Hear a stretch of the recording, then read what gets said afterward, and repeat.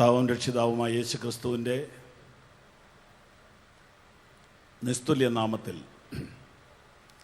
നിങ്ങൾക്കേവർക്കും വിനീതമായ വന്ദനം.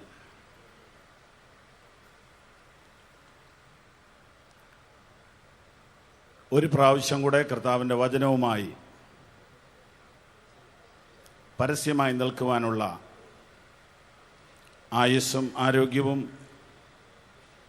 അവസരവും കൃപയും ദാനമായി തന്ന കർത്താവിന് ഞാൻ സകല മഹത്വവും ബഹുമാനവും പുകഴ്ചയും ആരാധനയും അർപ്പിക്കുന്നു. ഇവിടെ വന്നു ചേർന്നിട്ടുള്ള എല്ലാ ബഹുമാന്യ ദൈവദാസന്മാരെയും എല്ലാ സഹോദരീ സഹോദരന്മാരെയും മാതാപിതാക്കളെയും കുഞ്ഞുങ്ങളെയും കർത്താവിൻ്റെ നാമത്തിൽ വന്ദനം അറിയിക്കുന്നു. വിശേഷാൽ നമ്മുടെ സഭയ്ക്ക് ഇക്കാലഘട്ടത്തിൽ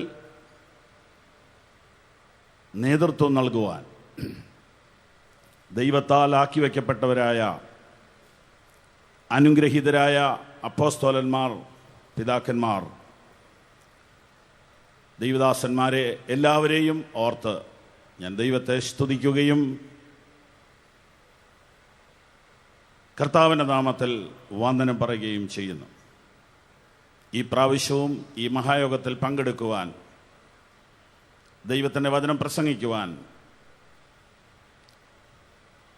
എന്നെയും കൂടെ ഉൾപ്പെടുത്തുവാൻ മുൻകൈയെടുത്ത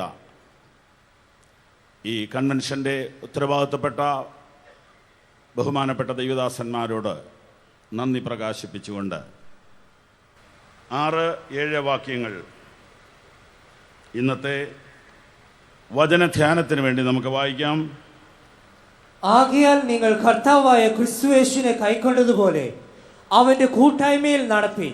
അവനിൽ വേരൂന്നിയും ആത്മീക വർധന പ്രാപിച്ചും നിങ്ങൾക്ക് ഉപദേശിച്ചു തന്നതിനൊത്തവണ്ണം വിശ്വാസത്തിൽ ഉറച്ചും സ്തോത്രത്തിൽ കവിഞ്ഞും ഇരിപ്പീൻ.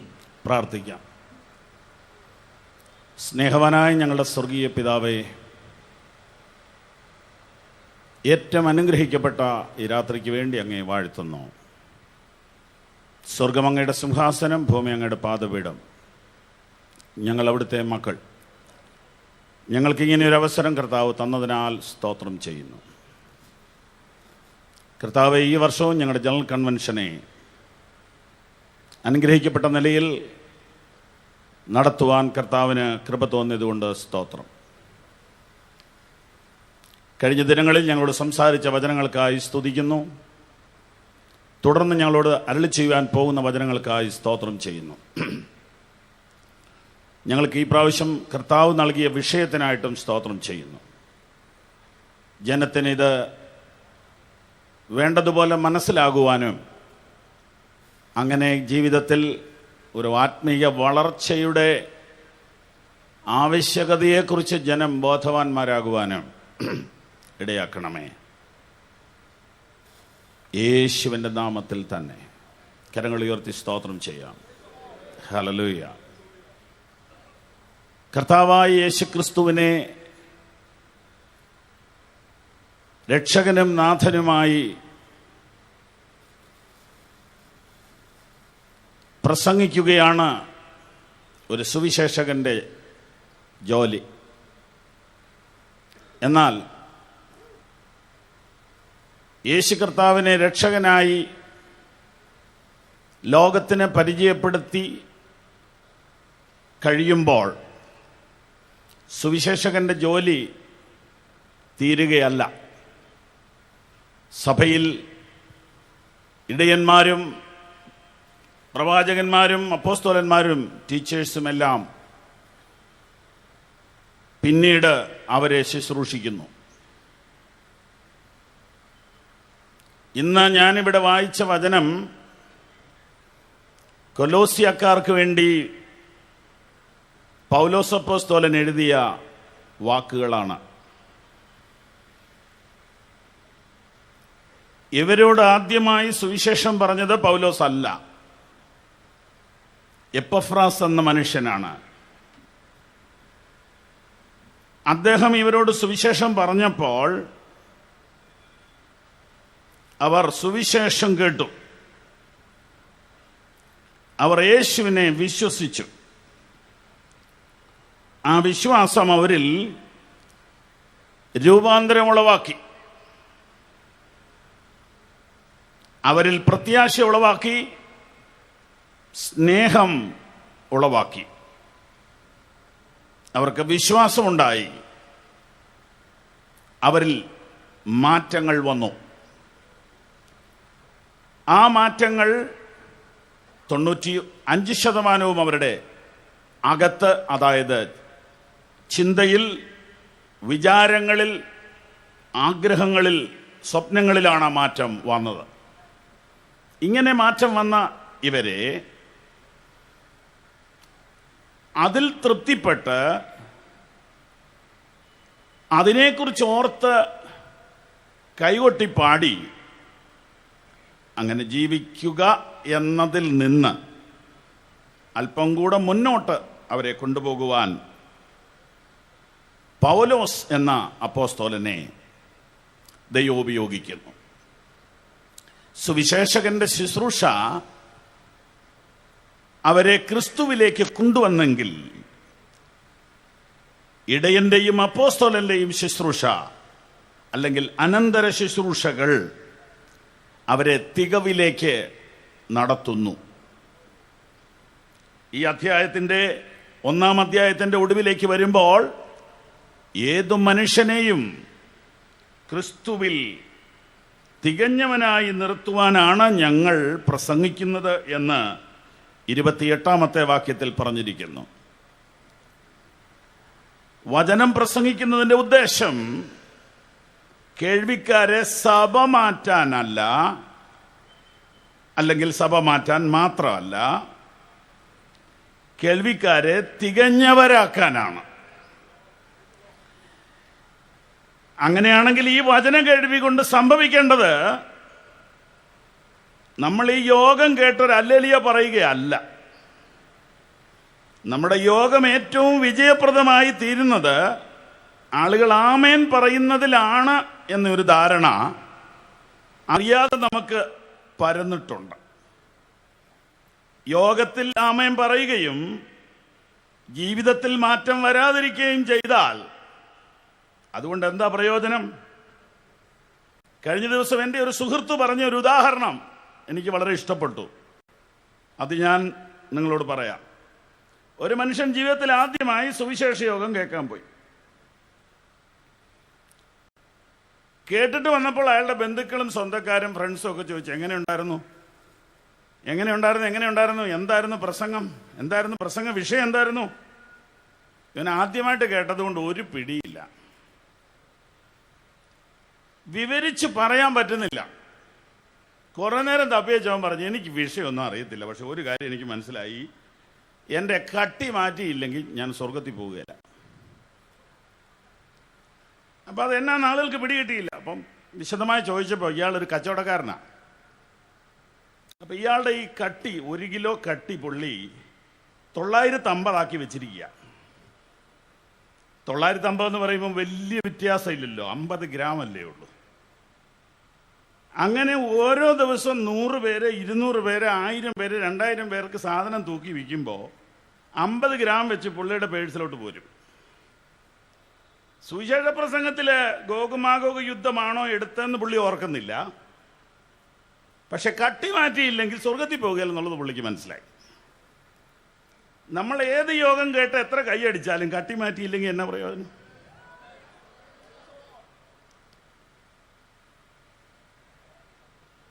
പുള്ളിക്കാരൻ പറഞ്ഞു, ഞാൻ ഒരു കാര്യം തീരുമാനിച്ചു, കട്ടി മാറ്റാൻ തീരുമാനിച്ചു. ഈ 85 കൊല്ലം യോഗം കേട്ടിട്ട് കട്ടി മാറ്റിയോ? സ്വത്രം. 950 എന്നുള്ളത് 900 ആയോ? അതാ പരിശോധിക്കേണ്ടത്. ഇവിടെ വെച്ച രാമൻ പറയുന്നത് ഞങ്ങൾക്കൊരാശ്വാസമാണ്, അത് നിർത്തിക്കളയരുത്. നിങ്ങളൊരു ഹല്ലേലൂയൊക്കെ കൈവക്കി പറയുമ്പോൾ ഞങ്ങൾക്ക് എന്തൊരു സമാധാനമാണെന്നറിയോ? കാരണം ഇത് കേൾക്കുന്നുണ്ടല്ലോ എന്നുള്ളൊരിതാ. എന്നാൽ അതുകൊണ്ട് കാര്യമില്ല. അതുകൊണ്ട് നിങ്ങൾക്ക് പ്രയോജനമില്ല, ഞങ്ങൾക്ക് പ്രയോജനമുണ്ട്. നിങ്ങൾക്ക് പ്രയോജനം ജീവിതത്തിൽ ഇത് അപ്ലൈ ചെയ്യുമ്പോഴാണ്. ജീവിതത്തിൽ ഇത് അപ്ലൈ ചെയ്യുമ്പോഴാ നിങ്ങൾക്കിത് പ്രയോജനം കിട്ടും. ഒരുപക്ഷെ പ്രസംഗിക്കുന്നവരെക്കാൾ അനുഗ്രഹിക്കപ്പെടും ഇത് ജീവിതത്തിൽ അപ്ലൈ ചെയ്തവർ. അപ്ലൈ ചെയ്യാതെയും പ്രസംഗിക്കാം.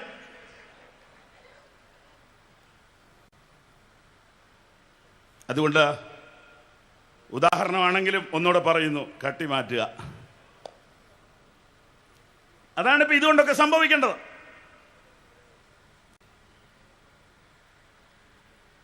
ആകയാൽ എന്ന് പറഞ്ഞുകൊണ്ട് 2:6 പൗലോസ് എഴുതുന്നത്, നിങ്ങളോട് സുവിശേഷം പറഞ്ഞ എപ്പഫ്രാസ് നിങ്ങളെ പറ്റി എന്നോട് പറഞ്ഞു. അധ്യായം 1 വാക്യം 6, 7, 8 വായിക്കണ്ട. നിങ്ങളോട് സുവിശേഷം പറഞ്ഞ എപ്പഫ്രാസ് നിങ്ങളെക്കുറിച്ച് എന്നോട് പറഞ്ഞു. അപ്പൊ എനിക്ക് മനസ്സിലായി ഞാൻ നിങ്ങളോട് ചില കാര്യം പറയേണ്ടിയിരിക്കുന്നു എന്ന്. അഥവാ ഒരു സുവിശേഷകന്റെ ശുശ്രൂഷ കൊണ്ട് മാത്രം നിങ്ങൾ ലക്ഷ്യത്തിലേക്ക് എത്തുകയില്ല. നിങ്ങൾക്ക് ഇനിയും അതിനേക്കാൾ ഡീപ്പായ സന്ദേശങ്ങൾ ആവശ്യമുണ്ട്. അത് പൗലോസ് അവർക്ക് പറഞ്ഞു കൊടുക്കുകയാണ്. അത് പറയുവാൻ വേണ്ടി അദ്ദേഹം എഴുതി തുടങ്ങുന്നതിലെ പ്രധാന ഭാഗം ഇവിടെ ആരംഭിക്കുകയാണ്. ആകയാൽ എന്ന് താൻ ഉദ്ദേശിക്കുന്നത് അതുവരെ എന്തൊക്കെ സംഭവിച്ചു എന്നതിന്റെ അടിസ്ഥാനത്തിലാണ് ആകയാൽ എന്ന വാക്ക് ഉപയോഗിക്കുന്നത്. അതുവരെ എന്താ സംഭവിച്ചത്? നമ്പർ 1,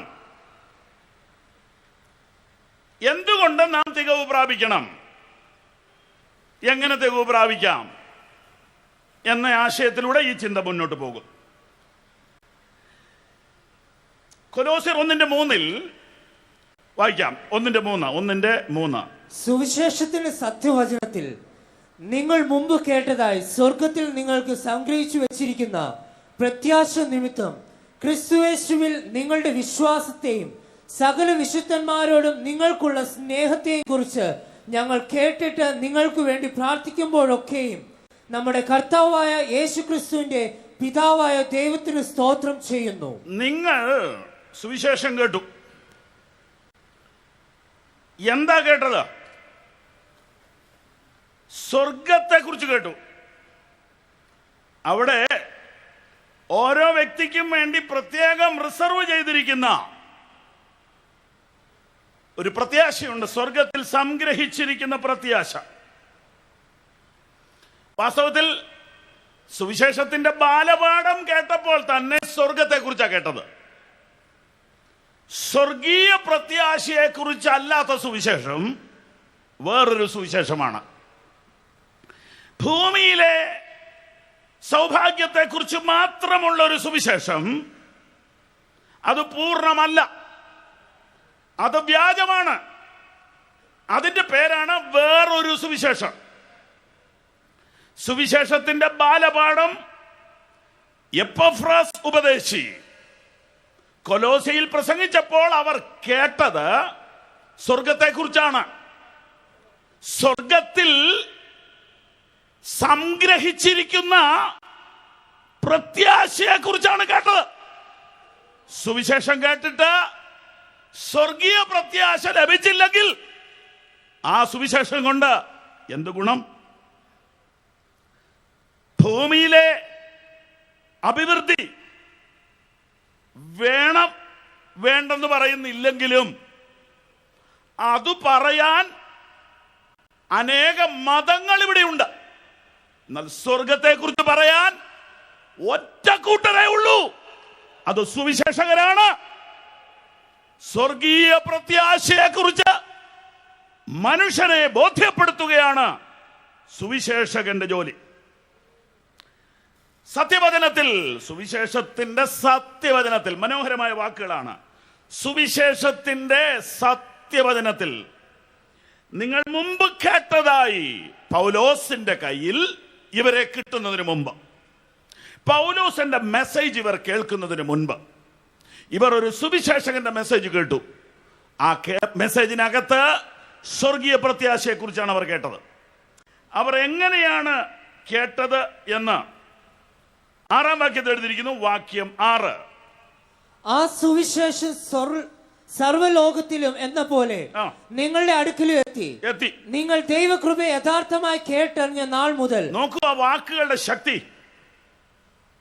സുവിശേഷം കേട്ടപ്പോൾ സ്വർഗത്തെ കുറിച്ച് കേട്ടു. 2, സുവിശേഷം കേട്ടപ്പോൾ ദൈവകൃപയെ കുറിച്ച് കേട്ടു.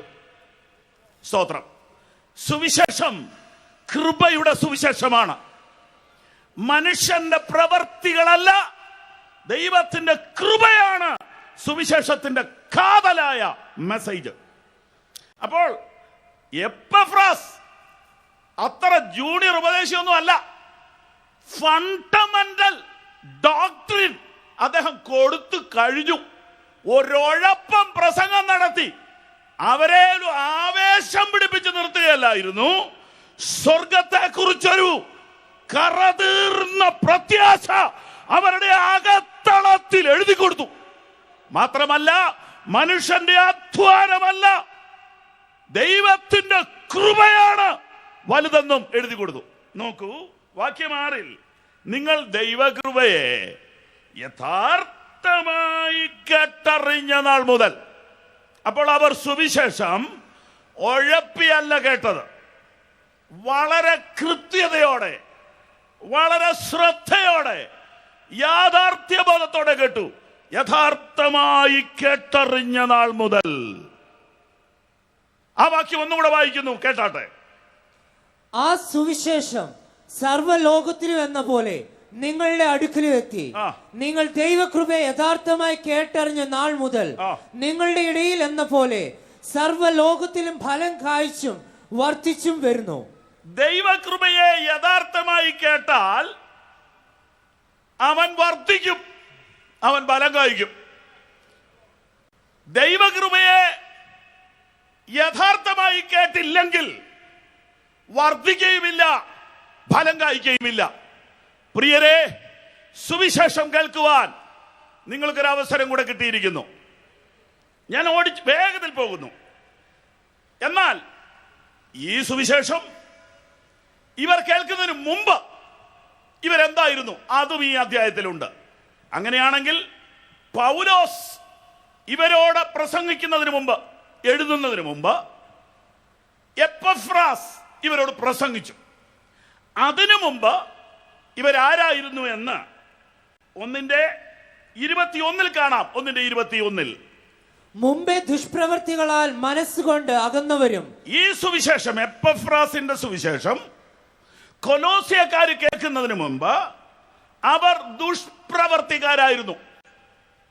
2, മനസ്സുകൊണ്ടകന്നവരായിരുന്നു. 3, ശത്രുക്കളായിരുന്നു. സുവിശേഷം കേൾക്കാത്ത ഒരു മനുഷ്യന്റെ അവസ്ഥയാണിത്. ചെറിയ പാപി വലിയ പാപി എന്നില്ല. സുവിശേഷം കേൾക്കാത്ത ഏതൊരു മനുഷ്യനും ദുഷ്പ്രവർത്തിക്കാരുടെ ലിസ്റ്റിലാണ്. അവൻ മനസ്സുകൊണ്ടാകുന്നവനാണ്, അവൻ ശത്രുവാണ്. എന്താ ഈ മനസ്സുകൊണ്ടകന്നെന്ന് പറഞ്ഞത്? അർത്ഥമുണ്ട്, വെറുതെ എഴുതിയതല്ല. മനസ്സുകൊണ്ടേ അകന്നിട്ടുള്ളൂ, വാ കൊണ്ടകന്നിട്ടില്ല. വാ കൊണ്ട് ദൈവമേ എന്ന് വിളിക്കുമെങ്കിലും ഹൃദയം ദൈവത്തിൽ നിന്ന് ദൂരെയായിരുന്നു. അങ്ങനെ ദുഷ്പ്രവർത്തിക്കാരും മനസ്സുകൊണ്ടാകുന്നവരും ശത്രുക്കളുമായിരുന്ന ഇവർ എപ്പഫ്രാസ് ഉപദേശിയുടെ സുവിശേഷത്താൽ എന്തായി തീർന്നു എന്ന് അടുത്ത വാചകത്തിലുണ്ട്, വായിക്കാം. വിശുദ്ധരും നിഷ്കളങ്കരും കുറ്റമില്ലാത്തവരുമായി തീർന്നു. ഇതാണ് സുവിശേഷം വരുത്തുന്ന മാറ്റം. അതിനെക്കുറിച്ച് അപ്പോസ്തലൻ ഒറ്റ വാക്കിൽ ഒതുക്കി. 2:6 ആകയാൽ നിങ്ങൾ കർത്താവായ ക്രിസ്തുയേശുവിനെ കൈക്കൊണ്ടതുപോലെ എന്ന് പറയുമ്പോൾ അവരുടെ പൂർവചരിത്രം ഒറ്റ വാക്കിൽ ഒതുക്കുകയാണ്. യേശുവിനെ കൈക്കൊണ്ടതാണ് അവരുടെ ജീവിതത്തിലെ സകല മാറ്റത്തിനും കാരണം. ഇത് കുമ്പനാട് കൺവെൻഷനാണ്. ഇന്ത്യൻ പെന്തക്കോസ്ത് ദൈവസഭയാണിത് നടത്തുന്നതെങ്കിലും പങ്കെടുക്കുന്നത് IPC-കാർ മാത്രമല്ല, ഈ ദേശത്തിന്റെ കൺവെൻഷനാണിത്. നാനാ ജാതി മതസഭ വിഭാഗക്കാർ വലിയ പ്രതീക്ഷയോടെയാണ് കുമ്പനാട് കൺവെൻഷന് വരുന്നത്. ആയുസ്സിൽ ഒരിക്കൽ പോലും സുവിശേഷത്തിന്റെ സത്യവചനം തിരിച്ചറിയാത്ത ഒരാള് ഇന്ന് ഈ പന്തലിൽ ഉണ്ടോ? ഉണ്ടാവും, ഇല്ലാതെ വരില്ല. സുവിശേഷം എവിടെ പ്രസംഗിച്ചാലും രക്ഷിക്കപ്പെടാത്ത ആളുകൾ ഉണ്ട്.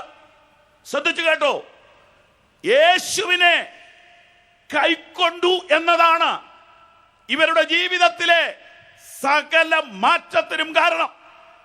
ഇന്ന് രാത്രി നിങ്ങൾക്ക് യേശുവിനെ കൈക്കൊള്ളാം. നിങ്ങൾക്ക് ഒരു ഡോക്ടറെ അല്ല ലഭിക്കുന്നത്. ചിലർക്ക് യേശു ഡോക്ടറാ. ഏതെങ്കിലും രോഗം മാറിക്കഴിഞ്ഞ് ഡോക്ടറെ ഫോൺ വിളിച്ച് എന്നാ വിശേഷം എന്ന് ചോദിക്കാറുണ്ടോ? ഇല്ല. രോഗം തീർന്നാൽ ഡോക്ടറെ മതി, വിട്ടു. ചിലർക്ക് യേശു ഡോക്ടറാ. രോഗം മാറിക്കഴിയുമ്പോൾ അവർക്ക് ബന്ധം തീർന്നു. ചിലർക്ക് യേശു സൂപ്പർ മാർക്കറ്റുകാരനാണ്, സാധനങ്ങൾ സപ്ലൈ ചെയ്യുന്ന ആളാണ്. ചിലർക്ക് യേശു ഗസ്റ്റാണ്.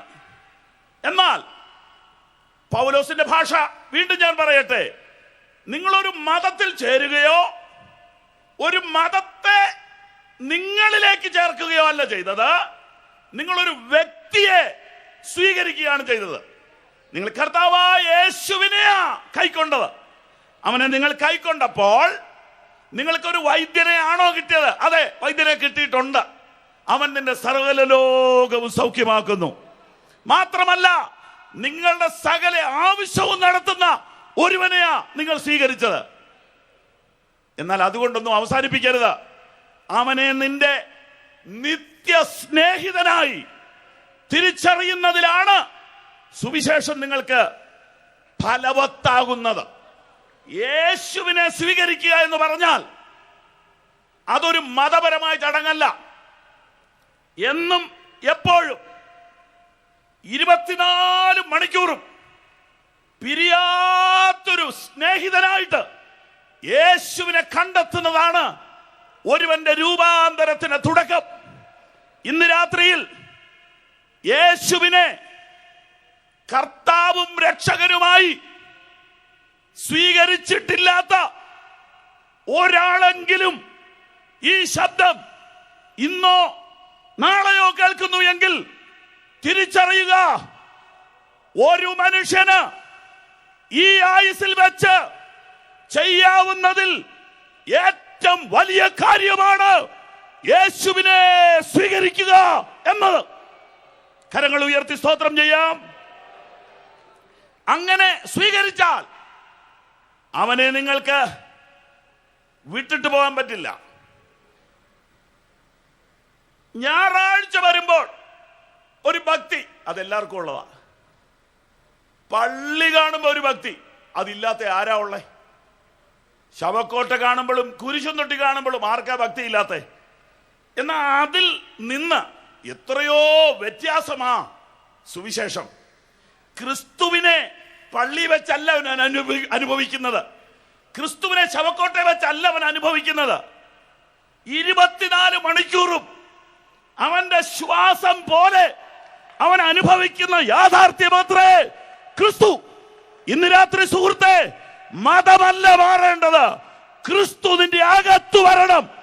അതാണ് ഞങ്ങളുടെ ലക്ഷ്യം. ഞാൻ എന്റെ സുവിശേഷ യാത്രയിൽ പെന്തിക്കോസുകാരെ ഇഷ്ടമില്ലാത്തവരെ കണ്ടിട്ടുണ്ട്, ഉപദേശിമാരെ കണ്ണെടുത്തെടുത്ത് കാണരുതാത്തവരെ കണ്ടിട്ടുണ്ട്, അങ്ങനെ പല ഗ്രൂപ്പിനെ കണ്ടിട്ടുണ്ട്. എന്നാൽ ഈശോ മിശിഹായെ ഇഷ്ടമില്ലാത്ത ആരെയും കണ്ടിട്ടില്ല. അങ്ങനെയെങ്കിൽ ഇന്ന് രാത്രി ഞാൻ ഒന്നുകൂടെ പറയുന്നു, ഒരു സുവിശേഷകൻ എന്ന നിലയിൽ പറയുന്നു, യേശുവിനെ സ്വീകരിക്കുന്നതാണ് ക്രിസ്തീയ ജീവിതത്തിന്റെ ഒന്നാമത്തെ ചവിട്ടുപിടി. അങ്ങനെ സ്വീകരിച്ചാൽ അതൊരു മതപരമായ ചിന്തയിൽ നിന്ന് പുറത്തു വരണം. തിങ്കളും ചൊവ്വായും രാവിലെ ഉച്ചയ്ക്കും 4 മണിക്കും 5 മണിക്കും 12 മണിക്കും നിങ്ങളുടെ ഉള്ളിലാ ക്രിസ്തു. നിങ്ങൾ അവനോടൊപ്പം നടക്കുന്ന ജീവിത രീതിയാണ്. അതാണ് തികവിലേക്കുള്ള വഴി. അതിൽ കുറഞ്ഞതൊന്നും ക്രിസ്തീയമല്ല. ആമേൻ. ഒരു കുട്ടി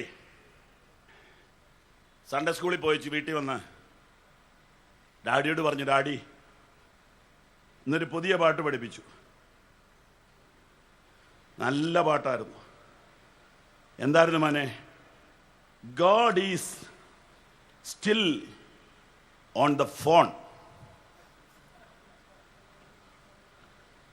2-3 പ്രാവശ്യം ഈ കോറസ് ഇങ്ങനെ പാടിക്കൊണ്ട് നടക്കുക ഈ കൊച്ചക്ക്. God is still on the phone.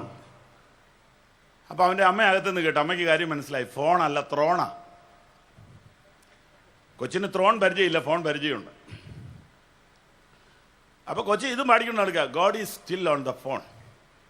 അപ്പൊ അപ്പയും അമ്മയും കൂടെ തിരുത്താൻ ശ്രമിച്ചു.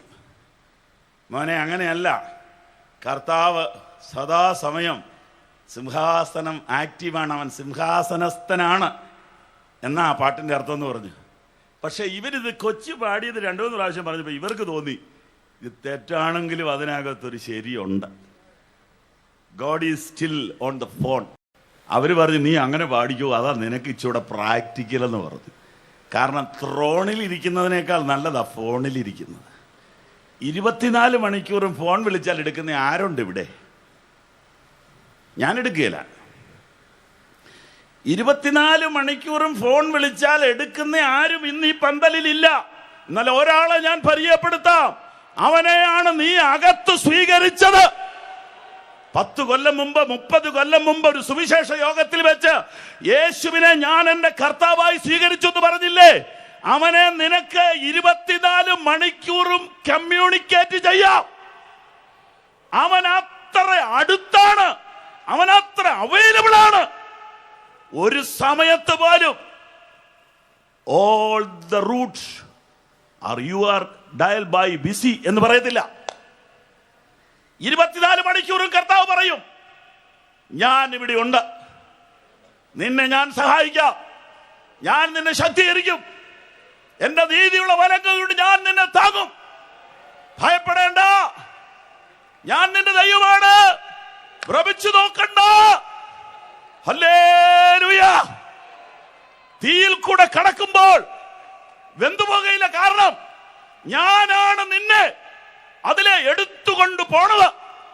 വെള്ളത്തിൽ കൂടെ കടക്കുമ്പോൾ നദി നിന്നെ മുക്കുകയില്ല.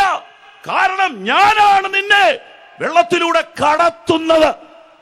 കാരണം സങ്കീർത്തനത്തിൽ എഴുതിയിരിക്കുന്നു, നീ ഞങ്ങളെ തീയിലും വെള്ളത്തിലും കൂടെ കടക്കുമാറാക്കി.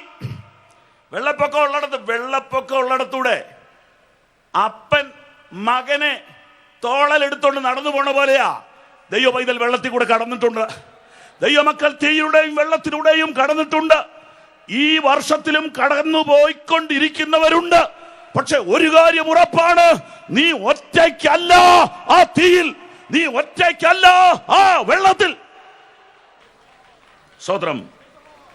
കൊലോസ്യ ലേഖനം 2:6-7 പൗലോസ് പറയുന്ന രണ്ടാമത്തെ കാര്യം, അവന്റെ കൂട്ടായ്മയിൽ നടപ്പി. അത് എപ്പഫ്രാസ് പറഞ്ഞില്ല. കൈക്കൊള്ളുന്ന കാര്യമേ സുവിശേഷകൻ പറഞ്ഞുള്ളൂ. കൂടെ നടക്കുന്ന എക്സ്പീരിയൻസ് അതൊരു ഇടയനാ പഠിപ്പിക്കുന്നത്. അതുകൊണ്ടാണ് സഭ എന്ന സത്യം അത്യാവശ്യമാണെന്ന് ഞങ്ങൾ പറഞ്ഞത്. ക്രൂസൈഡ് നല്ലതാണ്, കൺവെൻഷൻ നല്ലതാണ്, അതിലൂടെ ആളുകൾക്ക് യേശുവിനെ സ്വീകരിക്കാം. പക്ഷെ സ്വീകരിച്ചവൻ ദൈവവചനത്തിലൂടെ തികവ് പ്രാപിക്കുവാനത്രേ സഭ. സ്തോത്രം. പൗലോസ് പറയുക, കൈക്കൊണ്ടാ പോരാ, കൂടെ നടക്കണം. കൈക്കൊണ്ടതുപോലെ അവന്റെ കൂട്ടായ്മയിൽ നടപ്പി. മൂന്നാമത്തെ കാര്യം, അവനിൽ വേരൂന്നണം. കൈക്കൊണ്ടവർക്ക് കൂടെ നടക്കാൻ പറ്റുള്ളൂ.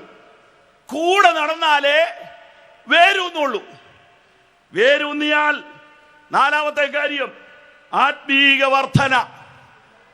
അഞ്ചാമത്തെ കാര്യം വിശ്വാസത്തിൽ ഉറയ്ക്കുക. ആറാമത്തെ കാര്യം സ്തോത്രത്തിൽ കവിയുക. ഇങ്ങനെ ക്രിസ്തീയ ജീവിതത്തിന്റെ 6 പടികളാണ് ഈ വാക്യത്തിൽ നിങ്ങൾക്ക് പഠിക്കുവാൻ കഴിയുന്നത്. ഇങ്ങനെ ഓരോ പടി കടന്ന് നാം ആത്മീക വളർച്ച പ്രാപിക്കണം. പ്രിയപ്പെട്ടവരെ, ഒരു ദുഃഖകരമായ സത്യം നാം തിരിച്ചറിയേണ്ടതായിട്ടുണ്ട്. ഈ തീം ഈ കാലഘട്ടത്തിന് നമുക്ക് നമ്മുടെ സഭയ്ക്ക് വേണ്ടി ദൈവം തന്നതാ. മാനസാന്തരപ്പെട്ടവരുടെ എണ്ണം 2 ലക്ഷം, സ്നാനപ്പെട്ടവരുടെ എണ്ണം 1.5 ലക്ഷം. എന്നാൽ ആത്മീയ വളർച്ച പ്രാപിച്ചവരുടെ എണ്ണമോ, ക്രിസ്തീയ പക്വതയിലേക്ക് വന്നവരുടെ എണ്ണമോ? എന്താ ക്രിസ്തീയ പക്വത? എന്താണ് ക്രിസ്തീയ പക്വത? അയ്യോ, നാം തെറ്റിദ്ധരിച്ചു വെച്ചിരിക്കുന്നത് ഒന്നുമല്ല. ക്രിസ്തുയേശുവിനുള്ള ഭാവം തന്നെ നിങ്ങളിലും ഉണ്ടായിരിക്കട്ടെ. അതിലേക്ക് ദൈവമക്കൾ വളരണം എന്ന് പഠിപ്പിക്കുകയെങ്കിലും വേണ്ടേ? സ്വത്രം, നിങ്ങൾ ഒരു പാട്ടിന്റെ സ്ഥാനത്ത് 4 പാട്ട് പാടിയാൽ മതിയോ? നിങ്ങൾ കുറച്ചുകൂടെ പരസ്യം നടത്തിയാൽ മതിയോ? അത് സുവിശേഷീകരണമാ. അതൊരു ഭാഗത്ത് നിൽക്കുമ്പോൾ മറുഭാഗം മറക്കരുത്. 2 ദൗത്യമാണ് നമ്മുടെ മുമ്പിലുള്ളത്. 1, രക്ഷിക്കപ്പെട്ടവൻ ക്രിസ്തുവിൽ വളരണം, ആ തികവിലേക്ക് വരണം.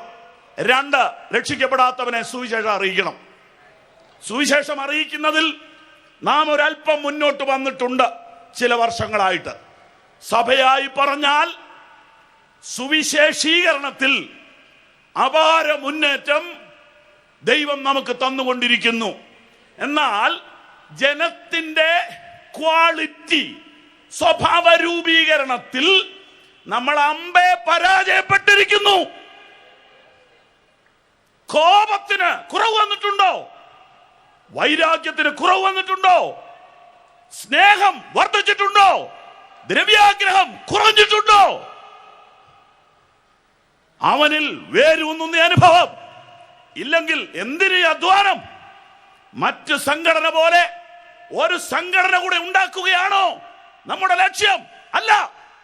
ഏതു മനുഷ്യരെയും ക്രിസ്തുവിൽ തികഞ്ഞവൻ, ക്രിസ്തുവിൽ തികഞ്ഞവൻ, ക്രിസ്തുവിൽ തികഞ്ഞവൻ.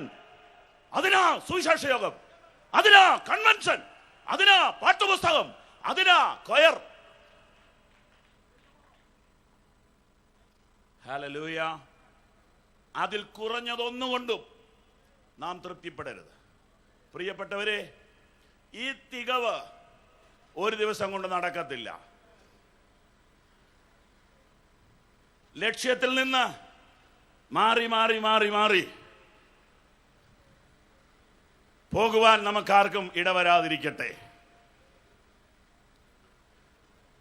ലക്ഷ്യത്തിൽ നിന്ന് മാറി മാറി പോകുവാൻ നമുക്കാർക്കും ഇടയാകാതിരിക്കട്ടെ. കാട്ടുപോത്തിനെ വെടിവെക്കുവാൻ പോയ മനുഷ്യൻ പോത്തിന്റെ ഓട്ടം കണ്ടുകൊണ്ട് പുറകെ പോയപ്പോൾ പെട്ടെന്നൊരു മാൻ ചാടുന്ന കണ്ടു. ഉടനെ എന്നാ ഇനി അതിന്റെ പുറകെ ആട്ടെന്ന് വെച്ചു. അപ്പൊ കിലോ എത്ര പോയെന്നറിയാവോ? 2000 കിലോയിൽ നിന്ന് 150 കിലോയിലെത്തി. ലക്ഷ്യം മാറുന്നത് അറിയുന്നില്ല, ഓടിക്കൊണ്ടിരിക്കുക. ഇപ്പോഴും നല്ല ഓട്ടമാ, തോക്ക് കയ്യിലുണ്ട് താനും. പഴയ ഓട്ടം തന്നെയാ. വീഡിയോയിൽ എടുത്താൽ ഇവൻ ഓടുകാന്ന് തോന്നും. പക്ഷേ ഇവനിപ്പോ എന്തിനു പുറകെ ഓടുന്നേ? ഇച്ചിരി കഴിഞ്ഞപ്പോഴാ മാൻ നല്ല സ്പീഡല്ലേ, അതെങ്ങോട്ടാ പോയി നോക്കുമ്പോൾ ഒരു മൊയില് ചാടുന്നു. എന്നാ അതിന്റെ പുറകെ ഓടാം. പുള്ളി പഴയ പോലെ തന്നെ ഇപ്പോഴും ഓടുന്നുണ്ട്. തോക്കിന്റെ പിടുത്തം കണ്ടാൽ തോന്നും പഴയ തന്നെയാണ്. പക്ഷെ ഇപ്പൊ മൊയലാ മുമ്പില്, അതിനെയും കിട്ടുമെന്ന് തോന്നുന്നില്ല. ലക്ഷ്യത്തിൽ നിന്ന് മാറുന്ന കണ്ടോ? എന്തിനു വേണ്ടി ദൈവം നമ്മെ വിളിച്ചു എന്ന് ഓർക്കുക. ഭൂരിപക്ഷം വിശ്വാസികളോട് ഒരു ദൂത് പറഞ്ഞോട്ടെ. ആരൊക്കെ ലക്ഷ്യത്തിൽ വന്നു എന്നുള്ളത് നിനക്ക് പ്രശ്നമല്ല.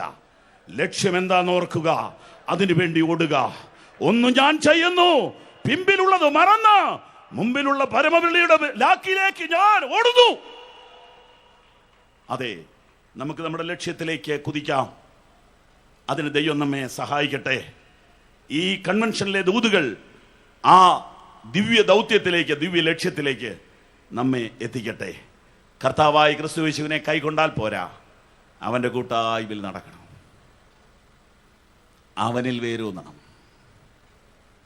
വേരൂന്നേണ്ടത് യേശു എന്ന വ്യക്തിയിലാണ്, സംഘടനയിൽ അല്ല. യേശുവിൽ വേരൂന്നുക. ഒരാളുടെ ക്രിസ്തുവിലുള്ള വേര് അറിയണമെങ്കിൽ 10 മിനിറ്റ് വർത്തമാനം പറഞ്ഞാൽ മതി. ഒരാളുടെ ക്രിസ്തുവിലുള്ള ആ ഗ്രോത്ത്, ഡെപ്ത് അറിയാൻ കുറച്ച് നേരം സംസാരിക്കുമ്പോൾ അറിയാം. അവർ വേറെ എന്തൊക്കെയോ കാര്യങ്ങളാണ് അവർക്ക് പറയാനുള്ളത്. അതെ, അവർ ക്രിസ്തുവിൽ വേരിറങ്ങിയിട്ടില്ല. സമയം നമ്മുടെ തീരുന്നു. നമ്മുടെ മുമ്പിലുള്ള ആ വലിയ ലക്ഷ്യത്തിനായി നമുക്ക് മുന്നോട്ട് പോകാം. ഈ വചനങ്ങളാൽ സർവശക്തൻ നമ്മെ അനുഗ്രഹിക്കുമാറാകട്ടെ.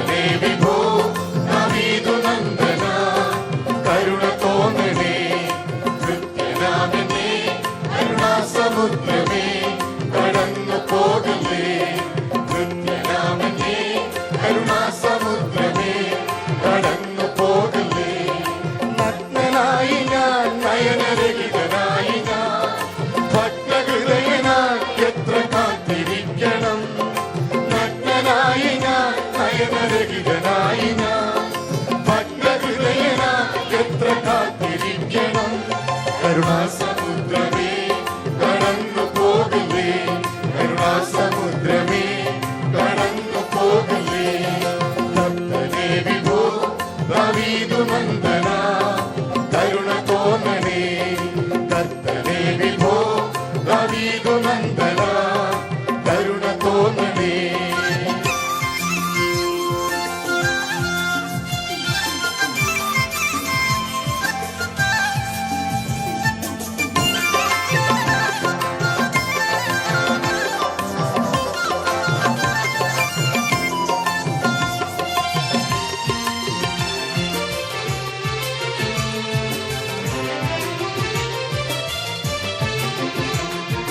ദുരിതപൂർണമേ അതീതരിത ജീവിതം ഹരികനായക തവ പൊന്നു കരുണയാ.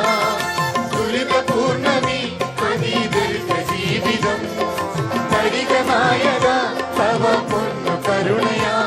കരുണാസമുദ്രമേ കടന്നു പോകലേ, കരുണാസമുദ്രമേ കടന്നു പോകലേ. ഭക്തനേ വിഭോ ദാവീദു നന്ദന കരുണ തോന്നണേ. കർത്തനേ വിഭോ ദാവീദു നന്ദന കരുണ തോന്നണേ.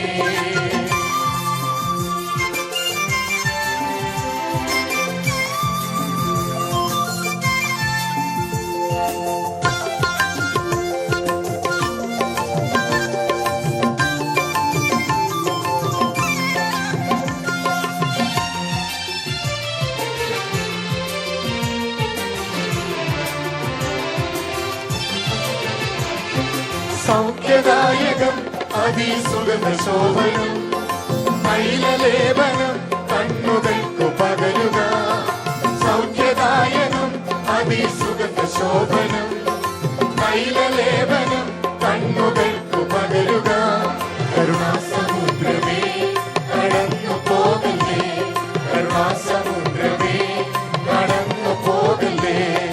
കർത്തനേ വിഭോ ദാവീദു നന്ദന കരുണ തോന്നണേ.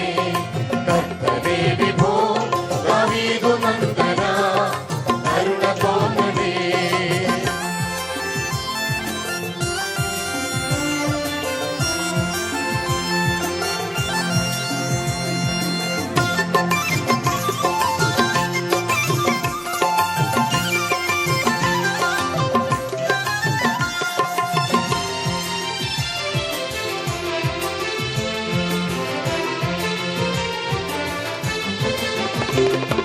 ശുദ്ധ ശുഭ്രമാം വെൺവസ്ത്രം നൽകുക. ദൈന്യശൂന്യമാം ജീവൻ ധന്യമാക്കുക. ശുദ്ധ ശുഭ്രമാം വെൺവസ്ത്രം